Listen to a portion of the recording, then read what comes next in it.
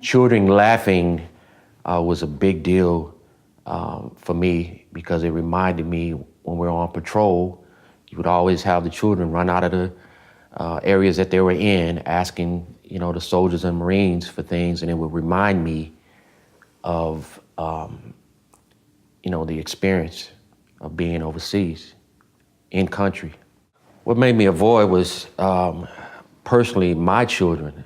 When I hear them laughing loud, when I hear them talking loud, loud noises, let me just put it that way, loud noises from children laughing, I would automatically, now I'm back in Iraq, just on the strength of hearing not just my children, but children, period, playing.